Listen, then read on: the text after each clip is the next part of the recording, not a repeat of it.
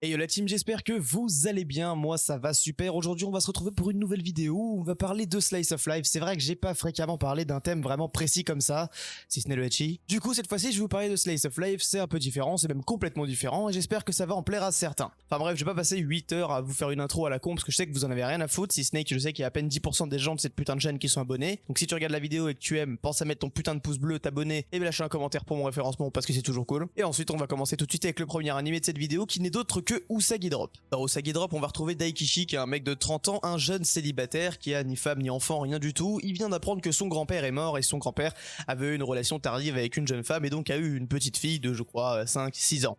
Aucune personne de sa famille va vouloir la récupérer étant donné qu'elle va être un petit peu considérée comme issue d'une famille et du moins d'une relation qui n'était pas officielle et très saine d'après les gens de la famille en tout cas. Daikishi le héros va donc décider de la récupérer et d'essayer de la rendre joyeuse parce que cette jeune fille elle est solitaire, n'a pas d'amis, n'a pas de famille et elle est plutôt très triste. Donc le but de notre héros est juste tout simplement de la rendre heureuse, de lui donner une vie qu'elle mérite et pendant qu'il y est aussi essayer de lui donner le sourire. Alors pour être tout à fait honnête avec vous, je pense que c'est personnellement mon slice of life préféré. Y a pas à chier, Usagi Drop, ça se décide déjà une direction artistique, compris position, ça fait vraiment très longtemps qu'on prend plus vraiment position sur une DA et qu'on va prendre quelque chose qui marche. Là, ils ont fait quelque chose de différent et c'est juste sublime. Enfin, moi, j'aime beaucoup. Au niveau de l'histoire, c'est écrit noir sur blanc, enfin, je veux dire, c'est assez choquant, il y a des moments qui sont très tristes, il y a des moments plus joyeux, c'est vraiment très intéressant et surtout ça aborde un thème que beaucoup ont peur de faire et tout simplement abordé. Donc je pense qu'Usagi Drop, si vous êtes quelqu'un qui cherche une histoire un petit peu spéciale avec des émotions et qui parle bien finalement, et bien Usagi Drop est un super animé que je ne peux que vous conseiller.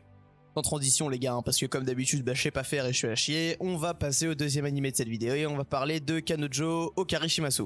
Alors c'est sorti récemment, c'est plus connu sous le nom de Rent a Girlfriend, et donc dans cet animé on va littéralement suivre notre héros Kazuya, qui lui va tenter de combler le vide dans son cœur soi-disant, hein. Et en tout cas lui il va essayer du coup de louer une petite amie, après avoir eu une rupture compliquée avec son ex. Chose qui est totalement faisable au Japon, qu'on peut aussi d'ailleurs faire en France, la loi est discutable oui ou non, mais en tout cas on peut plus ou moins le faire et ça passe par le biais de certains sites pas très légaux. Mais bon, du côté du Japon c'est accepté, donc il le fait, il va littéralement prendre une jeune fille avec qui il va la rencontrer comme s'il faisait un date normal et sortir avec elle, mais sauf que c'est du faux en fait, hein, c'est juste pour entre guillemets combler le vide dans son cœur nous dira-t-il. C'est là qu'est tout le sujet de cet animé qui est vraiment sympathique et qui parle de quelque chose de nouveau. Est-ce qu'on peut vraiment faire ce genre de choses? Est-ce qu'on peut vraiment vivre de ce genre de métier? Et surtout est-ce que la profession est prête à être entre guillemets vraiment à l'emploi et dans la vie de tout le monde? Alors ça c'est une bonne question à laquelle j'ai pas la réponse, donc en tout cas n'hésitez pas à me donner votre avis en commentaire. La dernière fois j'avais fait appel à vous en commentaire comme d'habitude, vous m'avez chié dessus, tant pis, mais n'hésitez pas à me donner votre avis en commentaire. Est-ce que oui ou non pour vous c'est quelque chose de normal, faisable ou encore envisageable d'avoir une relation avec une petite amie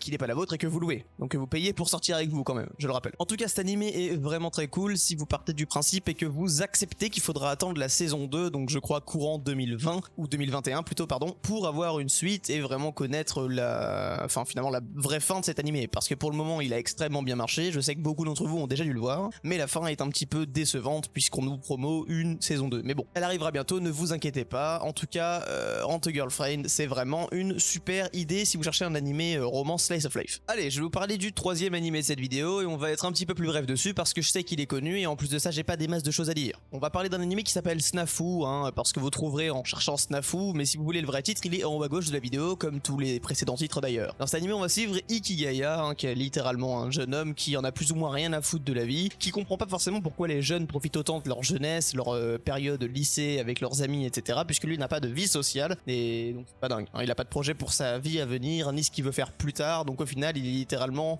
en train d'étudier mais il réfléchit pas grand chose à ce qu'il fout et il en a un peu rien à foutre. Un jour une de ses profs du coup qu'on va appeler madame prof parce que j'ai pas de nom à lui donner, va tout simplement lui dire d'aller rejoindre un club pour essayer de rencontrer des gens. Évidemment il va rejoindre un club dans le seul club où il y a une nana qui est à peu près approximativement dans le même style que lui, mais en tout cas il va du coup changer sa vie puisqu'ils vont traîner ensemble et rencontrer plein de gens. De fil en aiguille vous connaissez le slice of life, il démarre tout seul, ils sont 2, 3, 4, 5, 6 et des fois ça va même encore plus haut que ça. Donc là dans l'idée voilà, c'est littéralement le slice of life pur et dur, le personnage principal va en apprendre via son expérience dans la vie, par les joies, par le fait d'être blessé, triste, tout ce que vous connaissez dans le slice of life pur, et tout simplement on va avancer avec toutes ces expériences qu'il a vécues. Donc oui, Snafu c'est un très bon animé parce qu'il a du coup du bon et du mauvais. Il y a 3 saisons en plus, donc ça fait pas mal de contenu si jamais vous souhaitez regarder quelque chose d'un petit peu long et vous instaurer dans une histoire qui dure un petit peu. Donc je peux vous conseiller Snafu si vous cherchez le slice of life un petit peu basique, connu, mais qui quand même apporte une touche énormément rafraîchissante puisqu'il a quand même quelque chose que les autres n'ont pas, que ce soit au niveau de la DA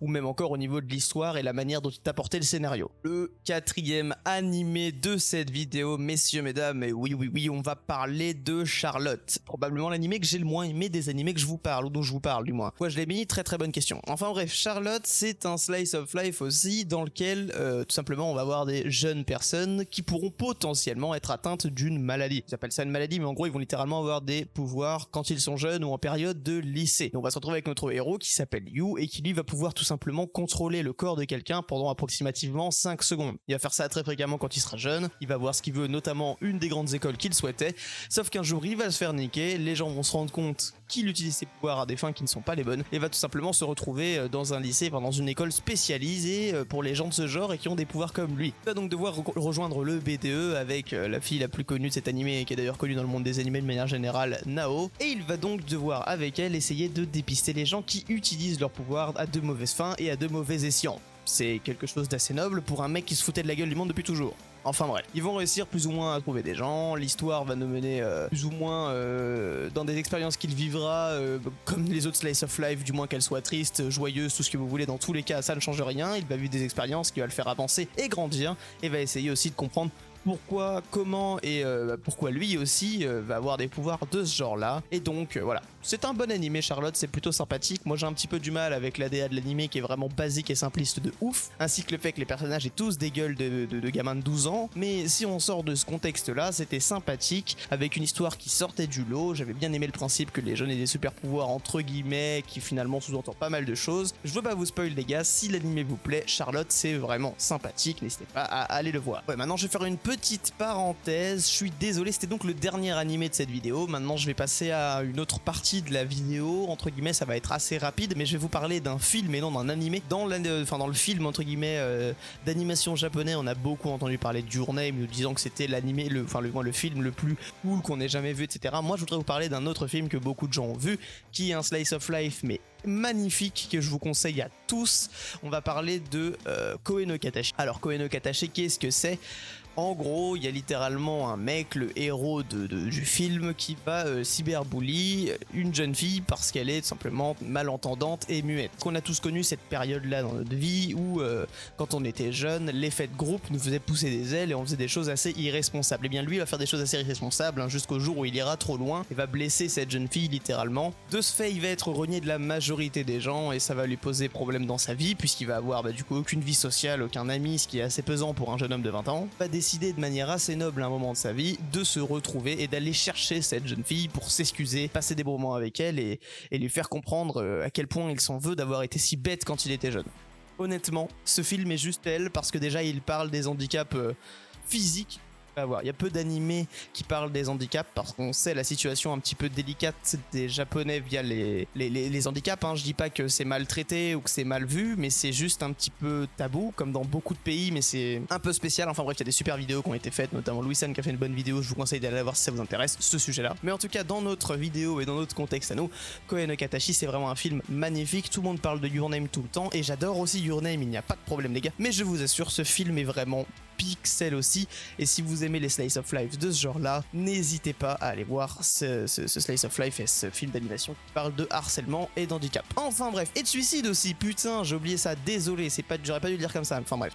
Sur ce voilà, c'est la fin de la vidéo, j'espère que celle-ci vous a plu. Si c'est le cas, comme d'habitude, un like, un pouce bleu, les conneries de ce genre vous savez, le commentaire pour me faire du référencement histoire que j'ai des millions de milliards de vues, et puis moi je vous dis à mardi prochain, parce que les vidéos c'est mercredi prochain, pardon, les vidéos c'est tous les mercredis, et donc à mercredi prochain pour une prochaine vidéo. Je ne sais pas de quoi on parlera, mais on en parlera. Allez, ciao ciao les gars, et à plus.